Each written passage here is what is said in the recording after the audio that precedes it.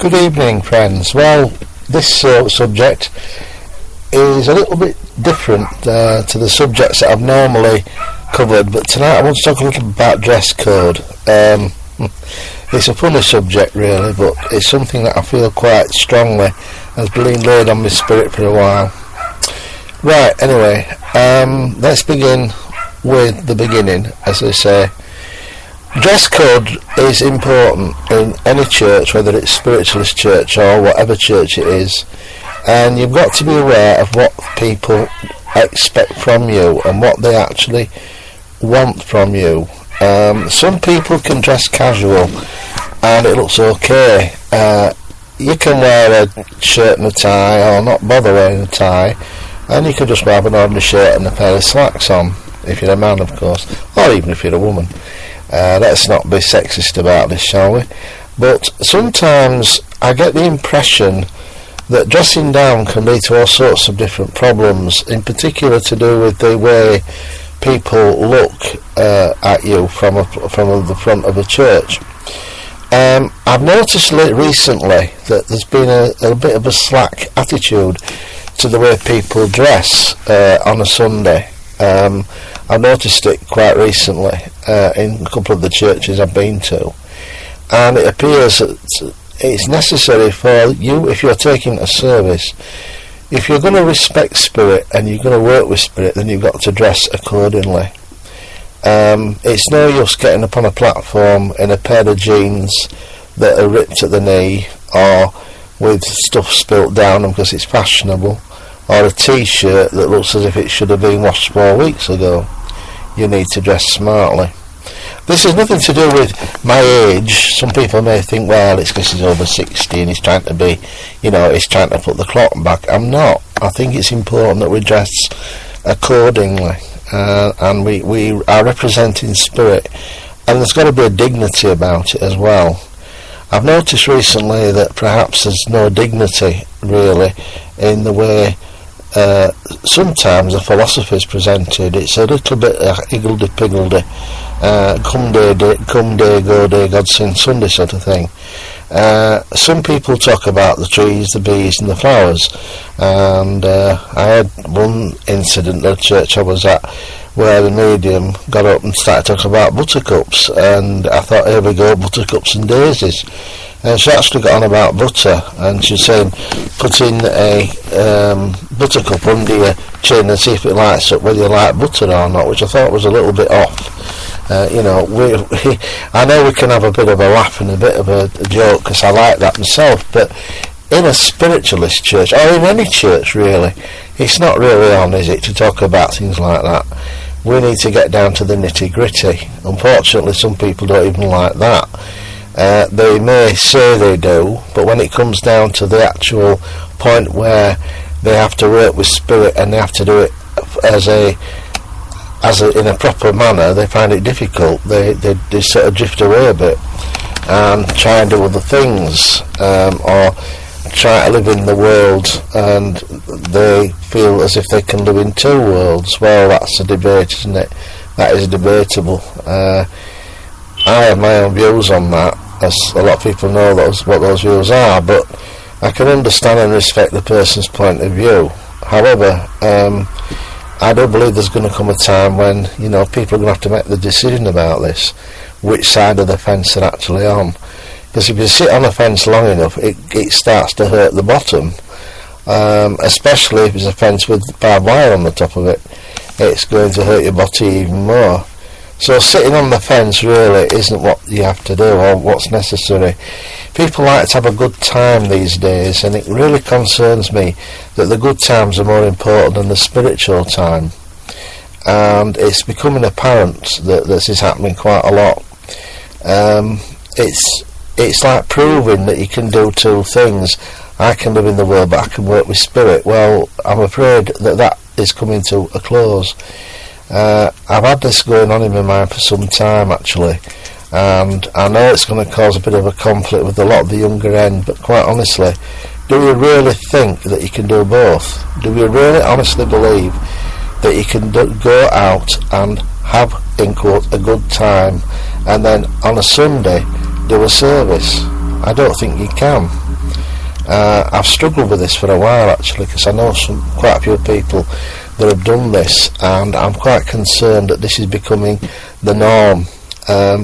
And one service I went to just before last Christmas, I was at a church in Leeds, and I knew that the man that was taking the service had been drinking. I could smell it on him, and he'd been out the Saturday night, and obviously been out on the old pop, getting Brahms and Liszt, as they say. And this man was a minister, and I was concerned about it because I could smell the alcohol on him, and if I could smell it, so could other people. And you know, if you're going to get falling down drunk, then fair enough, but don't do it when you're doing a service. If you're going to do anything like that, make your choice. You have to choose one or t'other. There's no in between. There's no choosing one and then thinking you can do the other, because you can't. And anybody that thinks you can, well, alright, I'm saying a few words here to them too. I don't think you can, to be honest. And I'm being honest to myself and my conscience now. I have to clear it with my conscience, because there's so much gone off recently where I've actually seen people and heard people say that they can do both, and I disagree completely that you can't. Social life is social life. If you want a social life, okay, have a social life, but don't work with spirit. That's simply it. And that's to do with deportment, it's to do with how we dress, it's how we are. What we think, what we do is important. We can't go on any longer living in two worlds. It's impossible, because it's said somewhere, I believe, no man can serve two masters. You either love one or hate the other, or hate them both. And in this case, if your master is social outgoing and his social life is more important than his spiritual life, then you've made your choice, haven't you? And that choice is obvious. You've made a choice that you want to do the social thing, and that's okay and that's acceptable. In some churches it isn't acceptable. I know in some churches that I had links with years ago, it wasn't acceptable. You either did one thing or the other. There was no question of doing both. It was just not done. Maybe I'm old-fashioned, maybe I'm out of date, but certainly as regards clothing, well, that's another subject, isn't it? We get these people who do services, and the dress code is quite ridiculous. I've seen people turn up in miniskirts with half their top end showing, you know, half the, if I can put it bluntly, the boobs hanging out, and they think that's okay. You know, the legs up to their armpits, and it's like a leg show, when in actual fact they'll be better wearing trousers, or at least wear a decent length skirt. Why do you think it's acceptable to wear a short skirt and go out on a night out, and then think they can come into a church that way? I don't know. Maybe they ought to do that. You know, why don't they do both? Why don't they wear the short skirt in church as well? I mean, after all, us fellas are human, and we like to see a bit of leg. It's a matter of you know, it's a matter of what you feel is right.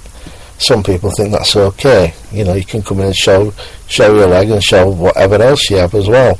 But quite honestly, I think it's necessary for us to have some sort of rule and regulation about dress. Women particularly can wear trousers these days. When I was a lot younger, women didn't wear them in churches. It wasn't the done thing.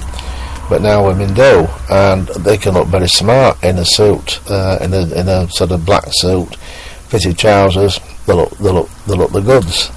So it's important that we realise that we, you know, all wear a dress, or that a lady can wear a dress and look smart.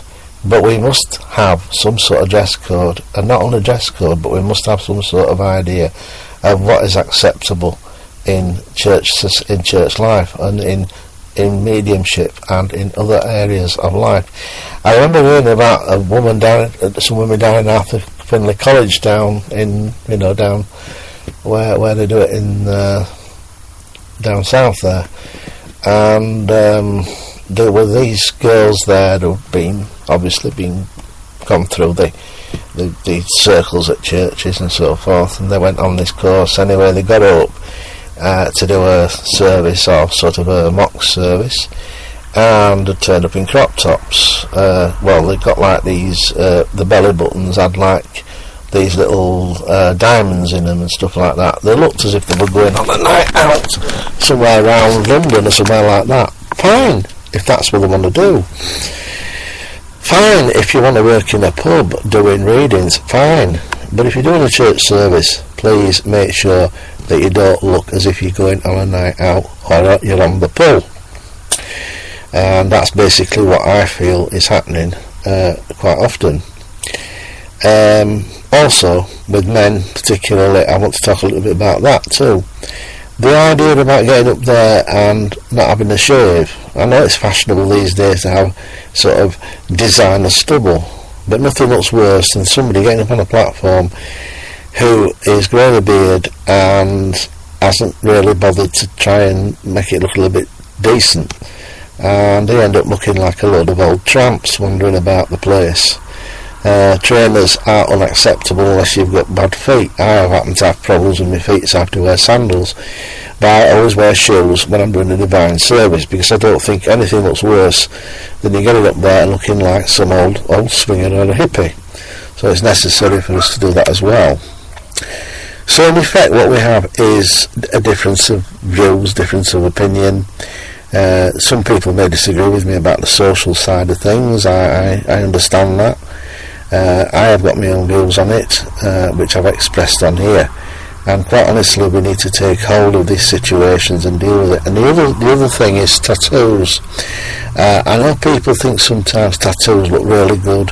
They do, but if you're doing a service, please cover up, because a lot of people don't like to see tattoos on the arm or on the or anything like that. They just don't like it. It doesn't look right. And I know tattoos are supposed to be art, and I understand all that, but when you're on the platform you shouldn't have people looking at your tattoos, because in actual fact what it's doing is diverting what spirit they're giving you as a message. And some elderly people look at tattoos, they look at him or look at her, she looks alright woman, that on her arm. And yeah, maybe I'm biased, maybe it's not the thing that people do, but people do it. They do look at tattoos and they do think, what sort of a thug is this, or what sort of a lass gets up there with showing her flashing her tattoos about.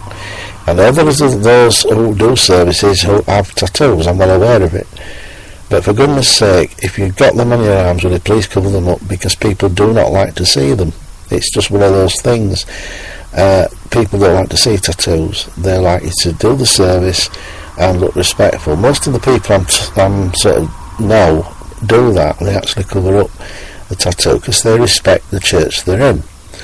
Obviously some people don't bother. They think they're still on a night out and they can flash the tattoos. Well, it's not on.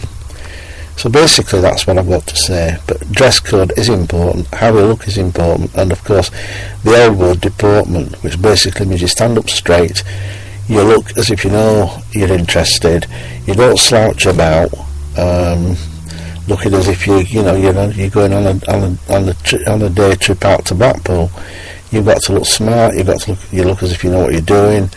You've got to be like a pin in paper if you're a man. Even if you don't wear a tie, you can look the part. These are just views, my views. Now I could be biased, I mean it's quite possible that I am, but I've got my own views. I've expressed those views on here. I feel as if this needed to be said. I may upset some people, or I may have confirmed a few things that people actually think are right, but in any event I'm here to be praised or criticised. I'm not really bothered which way it goes, because quite honestly I think it's time things were actually said. And as I pay for this broadcast, I pay for all my broadcasts myself, I reckon I've got a right to speak out. So I want to leave that with you, I want to leave these thoughts with you, and I commend this broadcast to your thinking and to your minds, and I ask you to think well on it, on what I've said, and also if necessary to come back to me on it. Thank you for listening. Bye.